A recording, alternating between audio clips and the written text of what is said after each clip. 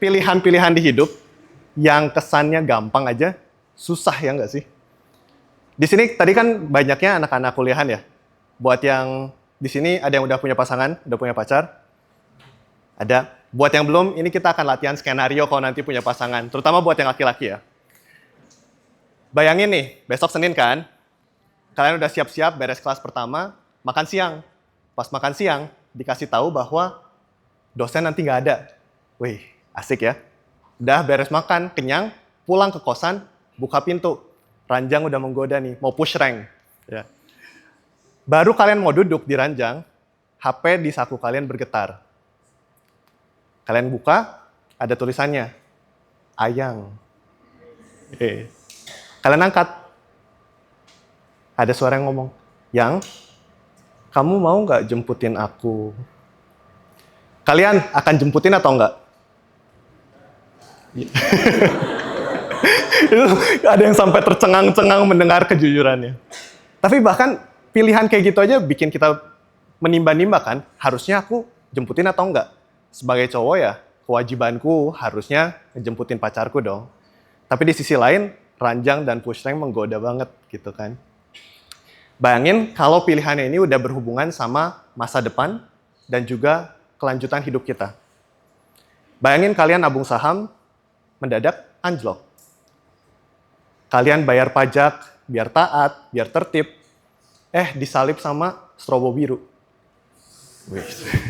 Bayangin, kalau misalnya kalian yang suka ngegambar nih, kayaknya tadi ada yang ngegambar di situ ya.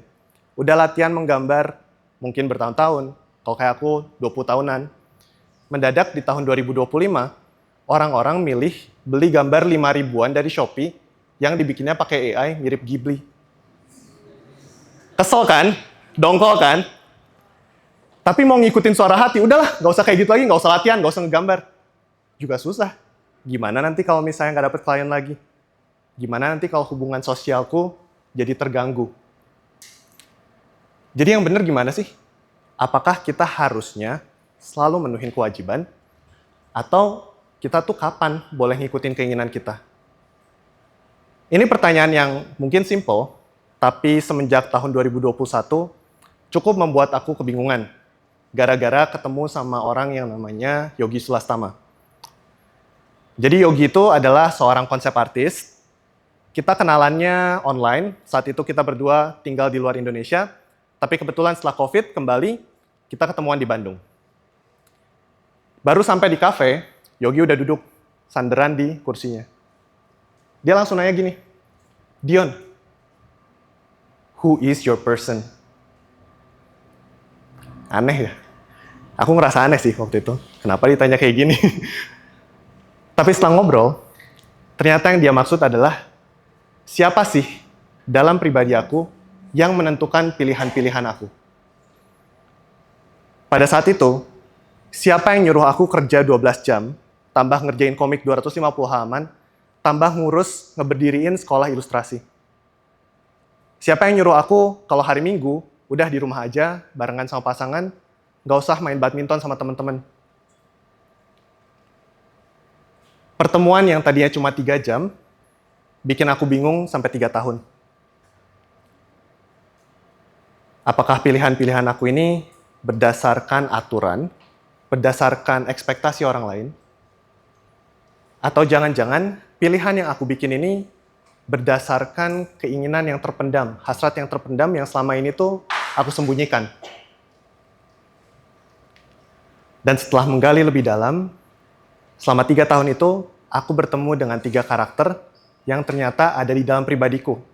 Yang saat aku kenali, aku terima, aku bolehkan mereka berada, mereka itu membantu aku membuat pilihan-pilihan, bukan pilihan yang selalu tepat, tapi pilihan yang bisa aku miliki, yang bisa aku akui sepenuhnya.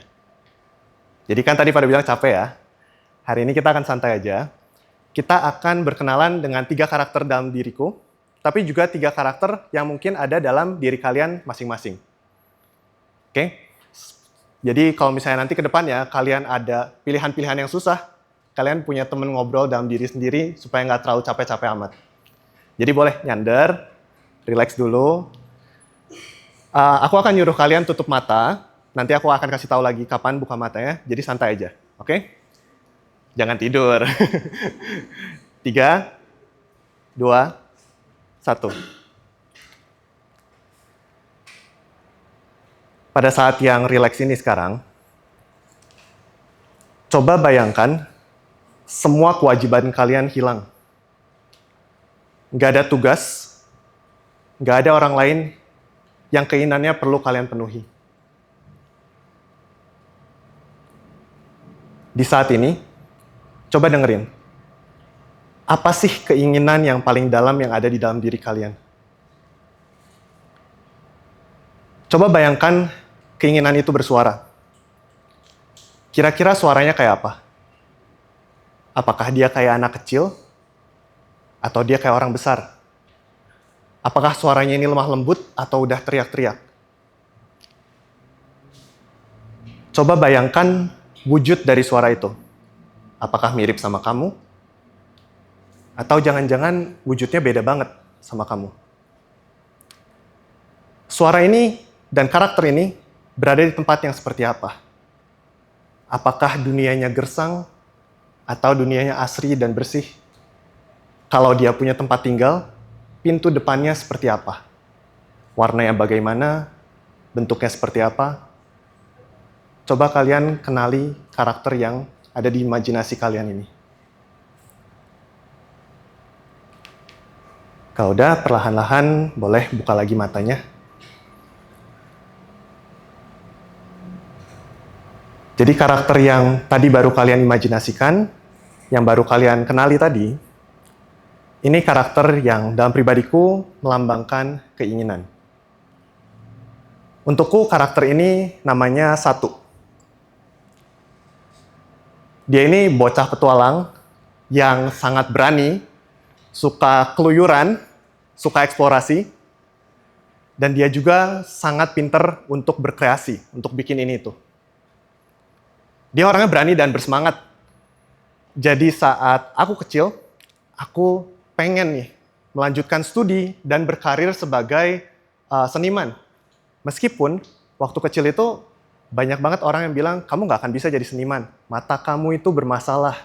Kamu nggak bisa lihat 3 dimensi, gimana mau menggambar. Tapi si Satu selalu bikin aku tetap semangat, nggak peduli, aku maunya itu. Satu ini juga karakternya garang, dia galak. Kalau aku udah kebanyakan ngambil tugas yang sebenarnya nggak ada gunanya, dia tuh meronta-ronta, marah.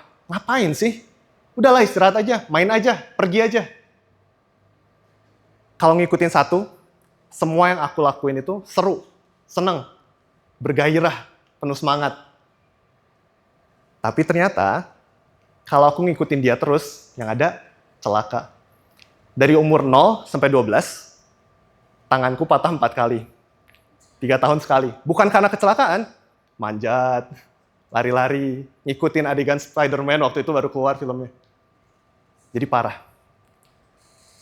Dari situ, seiring aku beranjak dewasa, mulai nih keinginan ini dipilah dan ada beberapa yang dikesampingkan. Awalnya menyampingkannya gampang. Di rumah ada aturan dari si mama. Kalau di sekolah ada aturan dari guru. Kalau di lingkungan luar ya ada hukum. Jadi tinggal ngikutin aja. Tapi lama-kelamaan, yang awalnya kisi-kisi ini berasal dari luar, mulai tumbuh suara baru dalam pribadiku. Suara yang bilangnya, jangan kerjain itu dulu, yang ini lebih penting. Gak usah kayak gini, sebaiknya seperti itu. Harusnya ini, harusnya itu. Coba kalian sekarang bayangkan, ketika kalian menginginkan sesuatu, tapi ada suatu suara di dalam diri kalian yang bilang, jangan, atau bahkan nyuruh kalian sebaiknya seperti ini. Suara itu kayak apa? Apakah buat kamu itu suaranya galak? Atau dia bijaksana? Coba bayangkan, tampangnya seperti apa? Lebih tinggi dari kamu, lebih pendek, cerewet, atau dia berwibawa? Kira-kira orangnya seperti apa sih yang nyuruh kamu ini? Tempat tinggalnya kayak apa? Kaku, rapi, ideal, atau malah bukan sesuatu yang kamu inginkan? Karakter yang kedua ini melambangkan moral guideline kita. Untukku, karakter kedua ini namanya Dua. Dia adalah seorang pemuda yang sukanya gampang, suka mengontrol, maunya praktis. Dia sangat disiplin, semua harus efisien. Makanya rambut cepak, baju yang ada tapi nyaman. Kalau kalian lihat, pintu rumahnya kaku, gelap, sangat tidak welcoming. Ada satu lubang kecil, jadi dia bisa lihat yang datang nih siapa, boleh masuk atau diusir aja. Kalau kalian kenalan sama orang ini, mungkin rasanya kaku, malesin banget ya orangnya. Tapi dia adalah karakter yang sangat reliable. Dia adalah karakter yang sangat bisa diandalkan. Saat satu tadi maunya belajar seni, dia pengen belajar sampai ke luar negeri, cobain tempat baru. Dua yang membuat aku disiplin belajar, cari beasiswa, dan berjuang sampai akhir. Saat satu pengen ya kemana-mana bisa main sama siapapun. Dua yang menjaga sikapku, supaya nggak malu-maluin dan dijauhin orang. Seiring berjalannya waktu, makin dewasa, rasanya enak nih ketemu sama si Dua. Kalau aku ikutin aturan, di sekolah pasti enak. Kalau aku ikutin aturan, nggak akan kena masalah apapun. Rasanya tuh kayak nemu kunci jawaban untuk hidup. Ikutin itu, pasti lancar. Tapi, kelamaan, ngikutin aturan doang, bikin aku merasa terkekang. Yang awalnya aku melakukan sesuatu, karena aku beneran suka dan tertarik sama sesuatu itu, sekarang aku melakukannya karena harus dilakukan. Yang awalnya aku bertemu dengan orang, menghabiskan waktu dengan orang lain karena memang suka dengan mereka, sekarang dilakukan ya karena memang harus meluangkan waktu dengan orang. Yang awalnya nolongin orang karena tersentuh, sekarang dilakukan karena ya harusnya nolongin. Harusnya ini, harusnya itu, harus lakukan ini, harus lakukan itu. Lama-lama, si karakter satu ini kesel, dia murka. Kenapa sih harus kerja terus? Kan kita udah punya tabungan. Kenapa coba harus masih nabung? Kenapa kita harus ngambil proyek lagi? Udah ada rumah, udah ada pasangan, semua udah stabil. Kenapa harus ini, kenapa harus itu? Kapan aku bisa mainnya? Kapan aku bisa istirahat? Di saat itu, 2 tahun yang lalu, dia ngamuk besar dan akhirnya mogok. Karena satu tadi yang aku bilang, dia adalah karakter yang ngasih aku semangat hidup. Saat mogok, aku mengalami burnout. Balik lagi ya ke pertanyaan awal. Jadi yang benar yang mana? Ikutin kewajiban atau ikutin keinginan? Gampang ya jawabnya? Ya kadang boleh lah. Kewajiban itu dipenuhi, kadang keinginan boleh dituruti. Tapi yang lebih susah pertanyaannya adalah, siapa yang menentukan dalam diri kita, sekarang aku boleh memenuhi keinginanku, besok aku harus melakukan kewajibanku. Who is my person? Setelah aku gali lebih dalam, setelah aku lebih sering mempertanyakan hal tersebut, saat aku menemukan pilihan-pilihan yang susah, baru ada seorang karakter baru yang keluar dalam hidupku. Ternyata dia sudah ada, cuma aku melupakannya. Karakter ini namanya Tiga. Dia seperti makhluk burung hantu yang sangat jago merancang. Dia sangat kalkulatif, tapi dia nggak takut sama perubahan. Kalau kalian lihat, pintu rumahnya didesain dengan sangat cantik, lingkaran yang terbuat dari kayu. Tapi saat ada tanaman liar, saat ada cacat-cacat, saat ada kelapukan yang terjadi, dia nggak menolak itu. Malah, dia sudah merencanakan itu dari awal, supaya saat makin lapuk, pintunya makin indah, makin welcoming untuk orang-orang yang dia memang percaya. Di saat kondisi aku prima, memainkan peran Tiga ini cukup mudah. Aku bisa dengan rasional menjembatani antara keinginan aku apa, kewajiban apa, middle ground-nya itu apa. Tapi yang namanya menjembatani, yang namanya membuat pilihan, itu capek kan? Tadi kita udah dengar, kita capek. Harus pilih ini, harus pilih itu. Dan saat terlalu banyak pilihan, saat pilihannya jadi terlalu berat, konsekuensinya terlalu menyeramkan, di situ aku lepas tangan. Aku lepas jubah dan peran aku sebagai Tiga. Dan sayangnya, untuk 2 tahun terakhir itu, aku merasa lebih nyaman kalau aku alihkan semua kontrolku terhadap Dua. Ikutin aja semua aturan yang ada, pasti semua berjalan lancar. Bukannya berjalan lancar, ternyata aku malah hilang kendali. Hidupku masuk ke fase autopilot.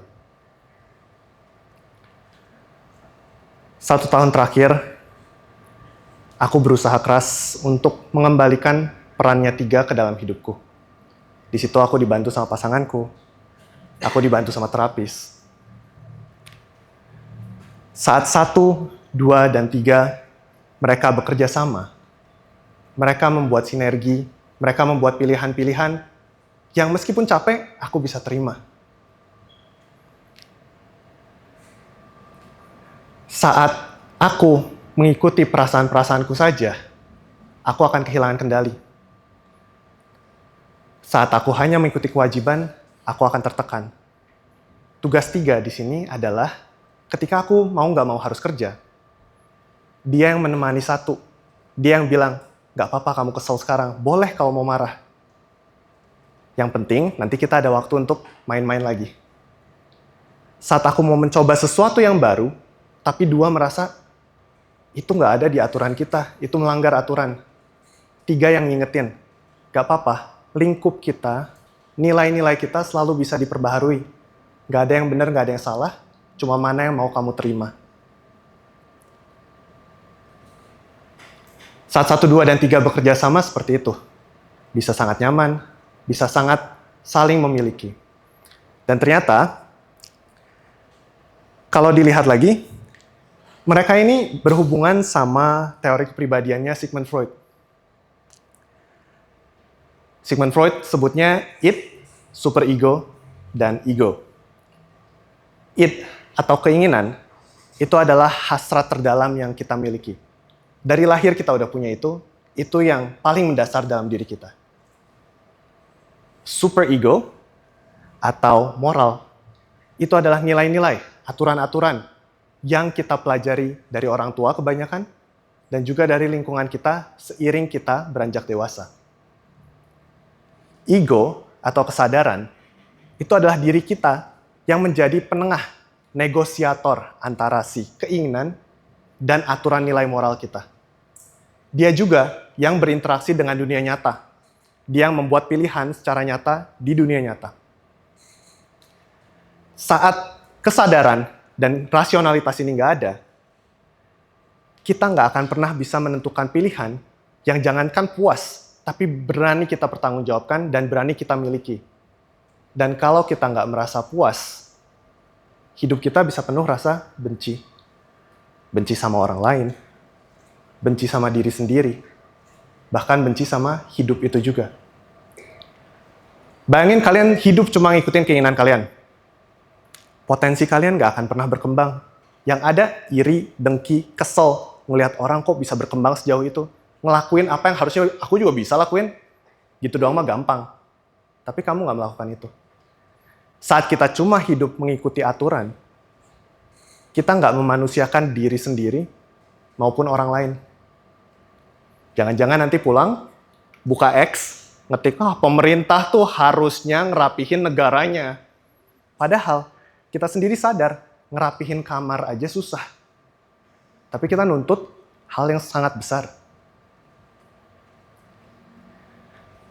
Jadi di sini, aku mau ngingetin lagi. Coba berkenalan dengan 3 sisi, 3 karakter yang ada di dalam diri kalian ini. Masing-masing dari kalian pasti punya karakter-karakter yang bisa mendampingi kalian, dan karakter-karakter ini pasti berbeda satu sama lain. Kalau aku punya 1, 2, dan 3, istriku punya X, Y, dan Z. 180 derajat berbeda. Kalau 1 tadi maunya main terus, keluyuran, X maunya selalu dekat sama orang yang dia sayang, merasa aman. Kalau 2 sangat menjunjung tinggi kedisiplinan, keteraturan, Y, dia sangat percaya sama prinsip kebebasan dan spontanitas. Makanya tugas kesadaranku, 3, adalah menjembatani antara keinginan main sama disiplin. Sementara, tugas kesadaran istriku, Z, adalah menemukan antara keinginan merasa dekat dan aman dengan prinsip-prinsip kebebasan. Jadi saat nanti kalian pulang, saat kalian udah santai, udah ada waktu untuk merenung, coba tanyakan ke diri sendiri.